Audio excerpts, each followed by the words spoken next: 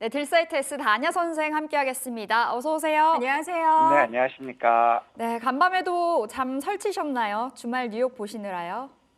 주말은 토요일 날 끝났기 때문에 밤샐 일은 없는데요.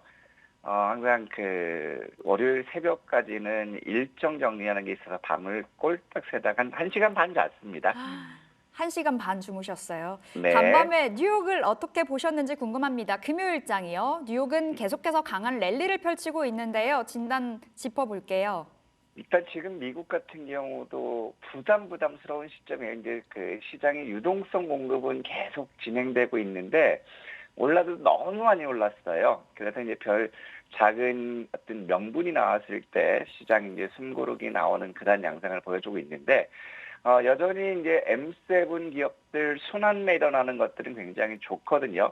하지만 이제 기술주들에 대한 금리 동결이 되지 않을까 이런 우려감들이 나오면서 기술주들이 소폭 쉬어가는 그런 모습들을 보여줬지만 여전히 풍부한 유동성이 시장의 상승을 견인할 수 있고 트럼프 취임에 대해서 미국인들의 52%가 내년도 경기는 좋아질 것이다.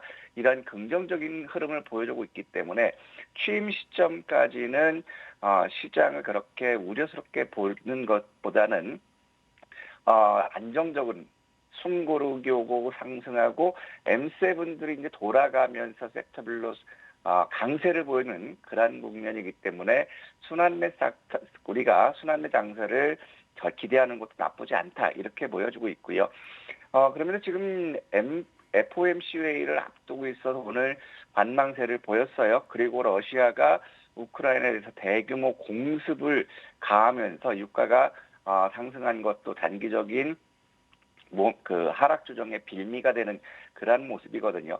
하지만 미국도 가장 크게 우려스럽게 생각하는 부분이 뭐냐면 트럼프 취임 이후에 미국 국민들의 관세 정책에 대해서 절대 과반 이상이 반대를 하고 있다는 거거든요.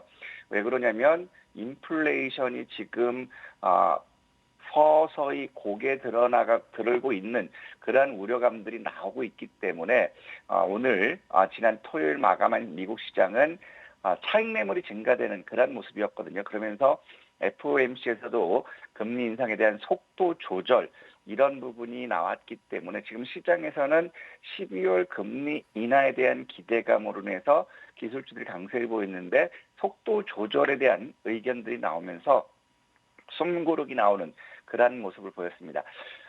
하지만 여전히 트럼프 트레이드라든가 머스크 관련주들은 돌아가면서 신고가를 경신하고 있죠. 최대 수혜자, 두통령이라고까지 칭송받고 있는 머스크 관련 자율주행 섹터들이 굉장히 강세를 보였고 그다음에 브로드컴 이슈로 인해서 반도체 장비주들 강세를 보였고 그동안 조정을 보였던 항공 섹터와 통신이 나름대로 강한 모습이었습니다. 하지만 이제 시장에서는 원자재 가격이 하락하면서 비철금속 관련주들이 하락했고 IT 소프트웨어와 은행, 철강 섹터들이 약세를 보였습니다. 그러면서 실적 고전, 엔비디아 대항마로 시장에서 우쭈쭈하고 있는 브로드컴이 급등이 나왔고 그다음에 실적 개선이 기대된다는 마벨 테크놀로지, 그다음에 최근 낙폭이 컸던 월그린 푸츠, 그리고 마이크론과 테슬라 강세기로를 보였어요. 반면에 엔터지라든가 뉴코 이런 쪽들, 전통 제조 쪽들, 전력 설비 쪽들, 철강 쪽들 약세를 보였고 에어비앤비라든가 바이오젠, 엔비디아, AMD가 약세를 보였어요.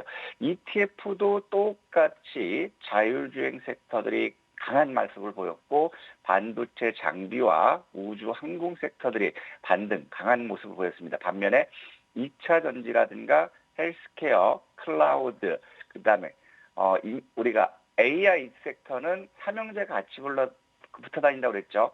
클라우드하고 보안까지 같이 붙어 다니는데 AI 섹터들이 이제 차익 매물 나오면 숨고르게 하니까 클라우드와 보안까지 같이 하락하는 모습이었고 의료기기와 바이오테크, 건설 섹터들이 약세를 면치 못했습니다.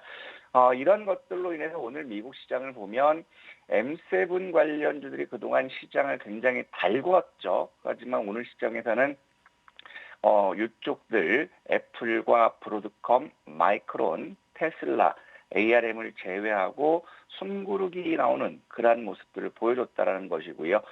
그리고 지금 현재 본다면 브로드컴 같은 경우는 실적과 엔비디아 대항마 이 이슈가 나오면서 신고가를 경신하는 그런 모습이거든요.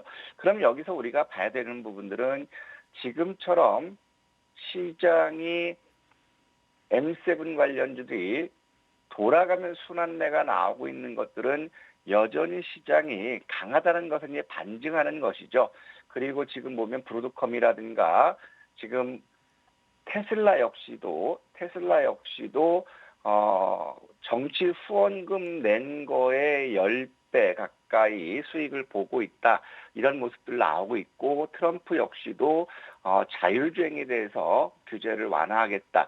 이런 이슈들로 인해서 테슬라가 4% 이상 강세를 보이면서 신고가를 보였죠. 그 다음에 애플 역시도 챗 GPT라든가 이런 모바일에 대한 앞으로의 기대감들 이런 것들로 인해서 신고가 경신 후에 또다시 한번 상승을 하기 위해서 조정을 잘 받고 있는 그런 맥락들이죠. 그리고 마블 테크놀로지 역시도 실적 개선 때문에 급등하는 그런 모습. 그렇다면 이제 미국 시장 역시도 M7이 쉬어갔을 때 실적 개선이 기대되는 중소형 종목들도 역시 급등의 모멘텀이 될 수 있다. 언제까지냐면 미국에 유입된 유동성이 감소하기 시작할 때. 그렇다면은 저는 이제 미국 시장도 많이 올랐고 물론 1월 20일까지 올랐지만 유동성 감소의 신호탄을 우리 서학개미님들이 했으면 좋겠어요. 빵 한번 미국 시장 정리해서 조정 주고 그 자금이 제2의 동학 개미 운동으로 다시 발전하면 전개되면 좋지 않을까 이런 생각이 들고 있고 그래서 원자재 쪽을 보면 이제 금이라든가 구리 하락하는 그런 모습이에요. 특히 이제 구리의 낙폭이 지금 이제 박스권으로 보여주고 있지만 결국에 경기를 선행하는 원자재가 구리라고 하기 때문에 결국에 이런 부분들이 경기 둔화를 나타나는 그런 지표가 되지 않을까 이렇게 판단되고 있고 그다음에 러시아가 대규모 우크라이나 공습으로 유가가 상승했고 그동안 질주를 보였던 천연가스가 5% 이상 하락하는 모습 보여줬거든요. 그렇다면 천연가스 섹터는 우리가 박스권으로 봐야 되겠고 또 비트코인이 2.3% 강세를 보이면서 사상 최고 가격이죠. 103,990달러 그 부분까지 갔다가 소폭 밀리는 그런 모습이에요. 그래서 비트코인은 당분간 103,990달러를 돌파하지 못하면 91,398불에서 박스권으로 일단 한번 보자. 근데 궁극적으로 봤을 때 정책적으로 달러의 저장 역할을 하는 그러한 기대감 때문에 각 주와 미국이 비트코인을 의무적으로 보유하는 그러한 법안들이 나오기 때문에 다시 한번 신고가 경신 기대할 수 있지 않을까 싶습니다. 네, 이렇게 뉴욕 증시 진단해봤습니다. 지난주 금요일 중국 증시도 살펴볼 텐데요. 경제 공작 회의가 끝이 났는데 이에 대한 실망감이었을까요? 일부 차익 실현 매물이 출회가 됐습니다. 어떻게 보셨을까요? 일단은 시장에서는 명확한 거를 원하는데 경기 부양 그 공작 회의에서 지금 상황에 경기 부양에 대한 세부 발표를 하지 않았어요. 이 부분 때문에 실망감, 애들이 또 경기 부양을 한다고 했고 말했던 것보다 부양 규모를 축소할 것이 아니냐 이런 실망감 때문에 어제 낙폭이 크게 되는 그런 모습이거든요. 하지만 한간에서는 지금 미국과 중국의 무역 분쟁이 이제 서서히 달아오르고 있는 그러한 국면이기 때문에 미국의 관세 정책을 대비하기 위해서 전략적으로 경기 부양 세부안을 발표하지 않은 것이다. 이런 얘기를 하고 있어요. 그러면서 지금 공산당 정부에서는 경기 부양에 대한 의지는 계속해서 가지고 있죠. 통화를 완화할 것이고 유동성을 공급할 것이고 이로 해서 내년에는 B컷을 두 차례 단행할 것이다. 여전히 경기 부양에 대한 의지는 있거든요. 그리고 내년 4월 양해까지 경기 부양에 대한 이슈들이 있기 때문에 많이 올라갔기 때문에 오늘 금요일 큰 폭으로 빠졌다. 그렇다면은 항상 말씀드리지만 중국 증시는 박스권 상단에서 조정받았기 때문에 이제 다시 한번 박스권 하단에서 저가 매수하는 전략도 필요하다. 이런 말씀드리고 싶습니다. 네. 자, 이번에는 국내 증시 보도록 하겠습니다. 주말 사이에 재탄핵 가결이 됐습니다. 과연 이번 주 FOMC도 예정이 돼 있기는 하지만 국내 이슈로 월요일 시장이 어떻게 열릴지가 관건이 될 텐데요. 예상 어떻게 하십니까? 일단은 탄핵 가결, 즉 정치적인 어떤 불확실성이 조기 해소됐다는 것에 대한 기대감, 그 다음에 지금 증안기금 투입할 것이라는 정책에 대한 기대감으로 연기금이 순매수로 확대하고 있거든요. 그럼 여기서 봤을 때 과거 선례에서 보더라도 노무현 대통령이라든가 박근혜 대통령 때 보더라도 탄핵 발표 위에 주가는 상승했어요. 하지만 지금 상황에서는 그때보다 경기 상황이 더 안 좋게 나오고 있죠. 지금 국내는 퍼펙트 스톰 3대 방어를 추구해 굉장히 정부에서는 지키려고 하지만 경기 부진이 지속될 것은 불가피하고 소비 위축도 마찬가지죠. 그 다음에 트럼프 2기에 따른 관세 정책에 따라서 수출주들의 실적 부진도 또 필요할 것이고 지금 북한이 러시아에 파병되면서 안보 불안까지 같이 겹쳐 있어 있는데 안보는 제끼더라도 결국에 경기 부양과 트럼프 2기의 관세 정책 이런 부분들은 단기적으로 부담이 될 수 있고 또 원화가 약세를 보여주고 있기 때문에 외화 부채 232조에 따른 환차손은 계속해서 커질 거라는 거죠. 그래서 지금 LG에너지 솔루션이라든가 SK라든가 이런 쪽들의 어떤 4분기 실적이 둔화될 것이라는 그런 우려들이 높아지고 있는 그런 상황이고 여전히 대기업들의 60%가 내년도 사업 계획을 수립하지 못했다라는 거거든요. 그래서 이제 경기 지표로 인해서 오늘 상승 출발하는 것은 당연하겠지만 결국에 상승 탄력은 다소 제한적일 수 있다. 하지만 불확실성이 해소되는 그러한 과정이기 때문에 급락 조정이나 이런 것들은 없을 것이다.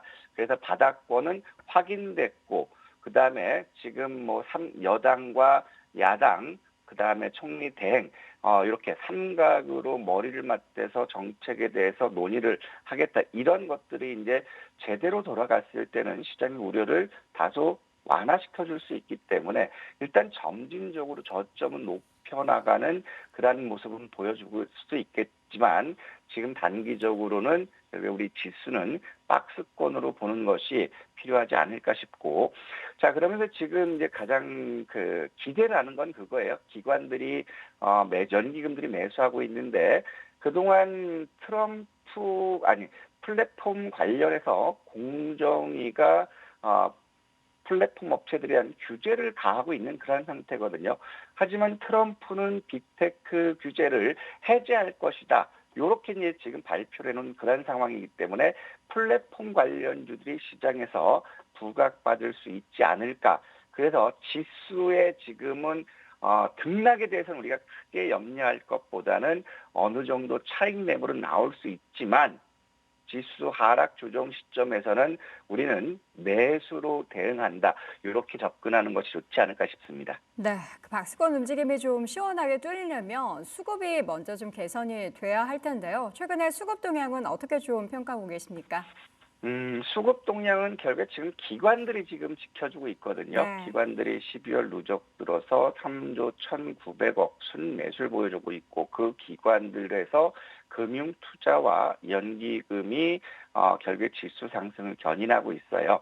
하지만 여기서 봐야 될 부분들은 코스피 거래대금이 9조 원대에서 왔다 갔다 하고 있고 코스닥이 7조 원대에서 왔다 갔다 하거든요. 그러면 그만큼 시장의 투자 심리는 위축됐고 수급은 다소 개선되지 않은 그러한 국면이기 때문에 하나의 안 좋은 변수가 됐을 때 지수는 출렁거릴 수 있는 그러한 모습이 될 수 있다 이렇게 판단되고 있고요.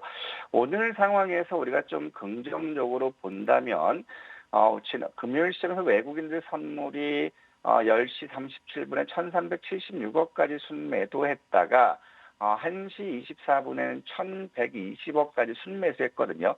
그러다니 매도를 마감으로 800억 순매도를 보였기 때문에 오늘 외국인들이 선물에서 약 2천억 정도 순매수 유지된다면 결국에 다시 한번 박스권 상단 돌파 시도는 나올 거다. 탄핵에 대한 빌미로. 하지만 외국인들은 지속적으로 매도 기조를 보여주고 있는 그러한 국면이기 때문에 오늘도 선물에서 매도 전환했을 때는 이게 단기 바닥권 테스트 나올 수 있지 않을까 이런 생각이 들고 있고요.